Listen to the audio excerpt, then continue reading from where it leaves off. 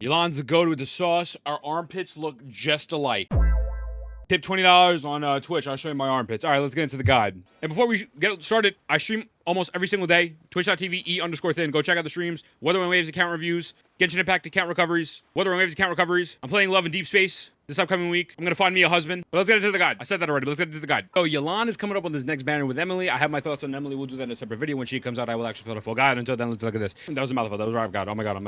Yelan is a top tier Hydro character, and Hydro is genuinely just one of the best elements in the game. I generally recommend overall rolling for Yelan. But first, let's break down her kit. So what does she do? She's very big on coordinated attacks. Her kit is mainly her burst. Once you do her burst right here and you attack with the person, it does 3 strikes. So it throws out 3 little Hydro balls there, and then that is going to give you follow-up Hydro damage. That is really where a majority of her actual damage comes from. However, her skill is very valuable as well, because her skill is good for CCing enemies, but also just easy Hydro damage. So I'm going to show you right now if I can find an enemy. So again, skill, super duper easy Hydro application, and then obviously these are super far away, but you can kind of just rope them all together. You get your particles back, and it's a pretty decent amount of damage. So she is very solid, and her normal attacks do have something interesting too, which we'll get to in a moment. But so when you look at the talent sequences, you want to max your burst first, your skill, and then after that, you don't really have to max unless you're going for C6. But let's break down the kit, because there's a lot of mumbo jumbo here. So the ult scales off of HP as well as the skill. So she's an HP scaling character. It's going to be very important with her stats. And the ult has a cooldown of 18 seconds with an energy cost of 70. She needs tons of ER. So we'll get to more stub stats and artifacts in a little bit. But so pretty much it's doing exactly what I said. You do that ultimate animation, and then your on-field character, no matter who it is, as long as you do normal attacks, there are going to be 3 follow-up Hydro attacks that are coordinated attacks, pretty much.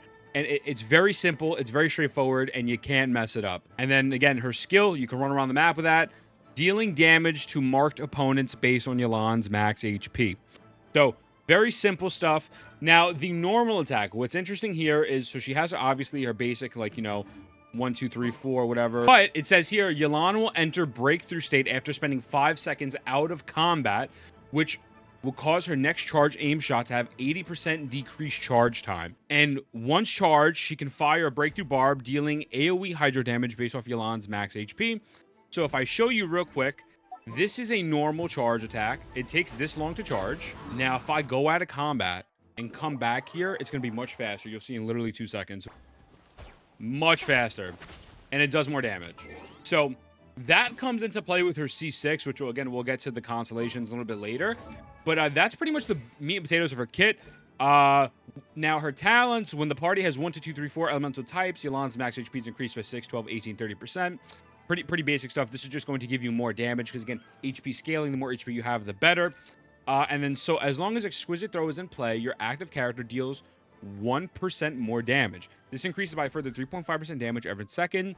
The maximum increase to damage is 50%. The pre-existing effect is dispelled if Depth, Clarion, Dice, Recast, or its duration. So, Exquisite Throw is that part of the ult that does the follow-up coordinated attacks. So, it's just giving you more damage, and then gains 25% rewards from leeway. Nobody does expiration because you're a little fucking idiot, okay? Just steal your mom's credit card and swipe. For legal reasons, it's a joke. Anyways, very simple. Very, very simple stuff. This is honestly one of the easiest characters in the game to learn, but also to build. So, let's get to the weapons, right?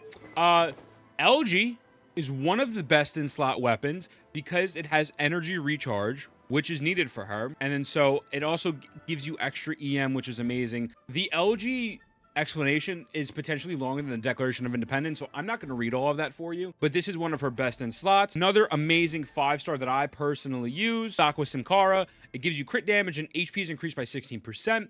When there are opponents nearby, the damage dealt by the wielder of this weapon is increased by 20%. This is just an overall great bow for pretty much any bow user sidebar. But this is top tier. You can't go wrong with either one. If you need more ER because you're lacking with your artifacts, you go LG. And if you're good on that front, and let's say you are running Zincho or whatever for funneling particles, which we'll get to a little bit, you can run Aqua Sim. Now, the next best in slot is Fav. Fav strictly for the energy recharge stat right here, and then crits have 100% chance to generate small particles. Elemental particles be regenerated 6 energy for each character for every 6 seconds. You get this for free just for playing the game. So you have at least an R1 Fav. Everyone will have an R1 Fav, and this is going to be the best 4-star option for her, in my opinion. Gives you ER. Crits will give you even more ER. It's just very, very easy, very simple to understand. So those three are really the best options. Again, personally, I go with Aqua Sim, but it is what it is. Now, artifact. For artifacts, her best set is going to be Emblem. Now, you could mix and match two-piece, but Emblem just gives you the best bang for your buck. So, energy recharge plus 20, but then elemental burst damage by 25% of energy recharge. A maximum of 75% damage bonus could be obtained this way. Her burst is a massive part. Her burst is her damage. That's literally all she's doing. She's bursting, and so you can swap back to your main DPS, or let's say you're on Nihita, Dendro, whatever the case may be, and get damage that way. So Emblem is going to be by far the best. I'm really not going to offer you any other things. The only thing I would say is I believe if it is C6, you can run a double two-piece Hydra. I think that's actually better than Emblem. Correct me if I'm wrong. I believe that's the way it works. But the actual stats are pretty simple. HP, crit rate, crit damage, energy recharge. That's what you want for the substats. So nothing new there. Crit rate, crit damage, HP, ER, etc. Now the Sands, Goblet, and Circlet. The thing with the Sands, Goblet, and crit and Circlet is really the same thing. HP, ER. You might want to go Hydro depending on what you want. And crit rate, crit damage. It really varies. I will say this. With Yelan, if she is C0 and you're not running her with another Hydro character, you would really likely want to have her ER to around 200 plus. 200 to 240 is pretty comfortable. You could even go a little bit higher than that. If you are running her with, you know, another Hydro character, then it could be lower. It could be like 160 up. So, like, for example, this account is 187. This is perfect because we're running it with Zincho on like a Hu Tao team for Vapes or a Nihita team, you know, for Hyperbloom. So it really varies. Whatever you feel is going to fit your account best, go with. But ERHP Hydro, although I would personally not go with Hydro, especially if you're running another Hydro unit, and then crit rate, crit damage, or hey, maybe you want to go with HP. You know, whatever you feel would be best, but just keep in mind that your ER varies dependent on the team that you are running. So now, team comp. The thing about Yelan is one of the most universal characters in the game and can genuinely work in any team comp possible. So the places that I personally believe she shines is Vapes, Hyperbloom. Now, Electrocharge is very good as well. Now, the thing with Yelan and Zincho, they could work separately and independently from each other. You don't have to pair the two together, but they work so much better if they are together due to the fact that they're going to be getting the resonance buff, so the increased max HP by 25%, so your HP with Yelan is going up, and also due to the fact that with your Zincho, if your Zincho is C2, extends the duration of thingy, decreases Hydro res of the opponents by sword rain attacks by 15% for 4 seconds. So the Hydro shred is going down, and you're getting extra HP, and you can funnel between the two. Same way with like Benny and Shanglang, although Shanglang is really hard to use by herself. Yelan doesn't have that many energy problems the way Shanglang does, but it's very useful if you run her with Zincho. Now, teams that you would run her without Zincho would easily be like, for example, you could put Zhongli here instead. Sure. This is a pretty simple Hu Tao team. Zhongli to shield, Fischl, you know, Zhongli to shield, Yelan for the Vapes. You throw Fischl's bird down as well with Hu Tao, bam, just charge attack. You could do Dendro teams. Again, Nihita goes here. You could even throw without Zincho, you know, do that as well. It really varies. There is tons and tons of units she can work with. Again, I personally like going with Zincho. I will say Zincho's Hydro application, I believe to the best of my knowledge, Zincho's Hydro application is more, but Yelan does more damage. Also, Raiden is another goated unit to use this with. So, for example, you could run Raiden. You're doing a national team. As opposed to running Zincho, you would run Yelan.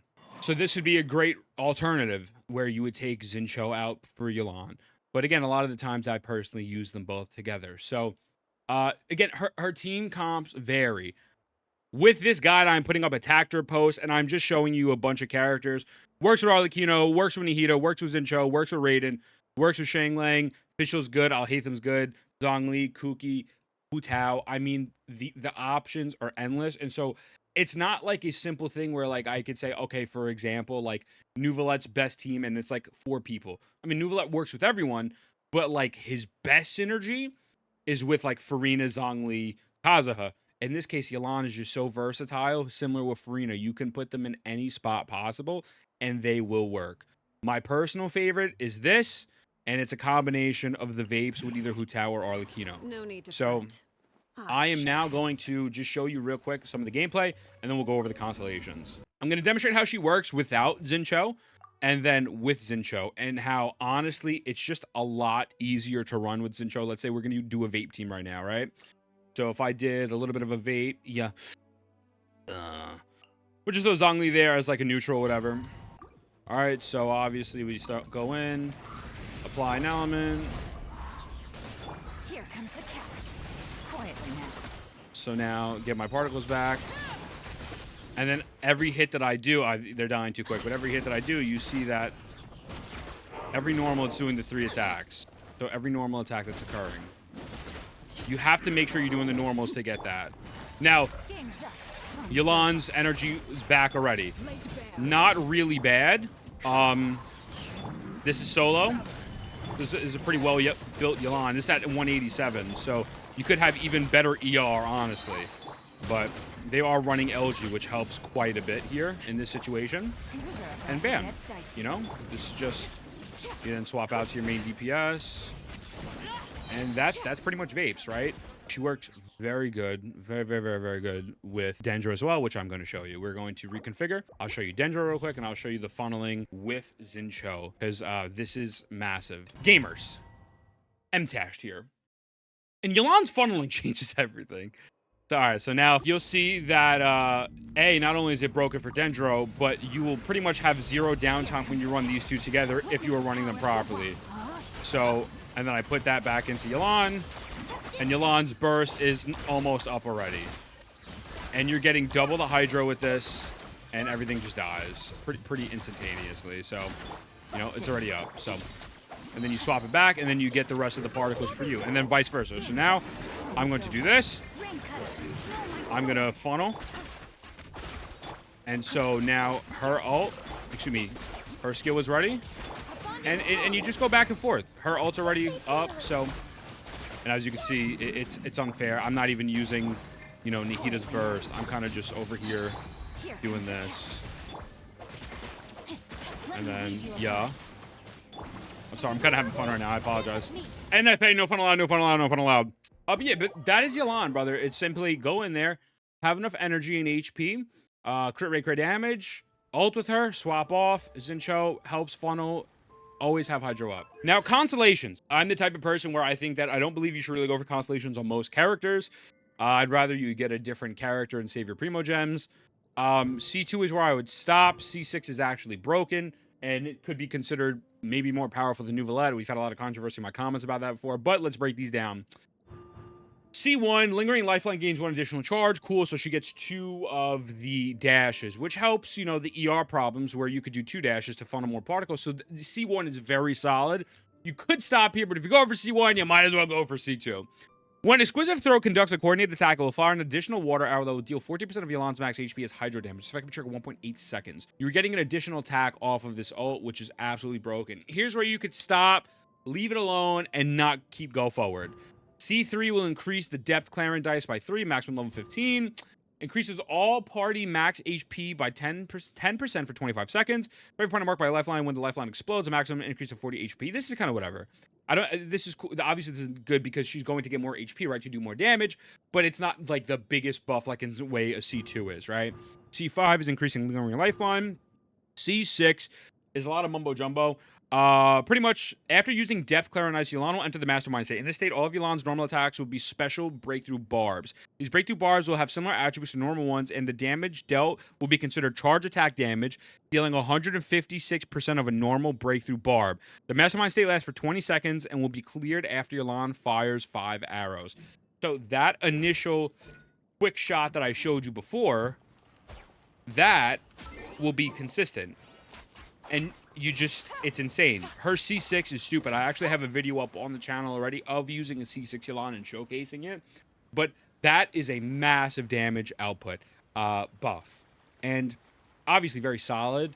But should you go all the way to C6? I don't know, man. I think C1 is good. C2, you could say, okay, that's it, I'm done. But that's Yelan, man. That's armpit homegirl. She was able to walk on water before Farina, so she's better in my opinion.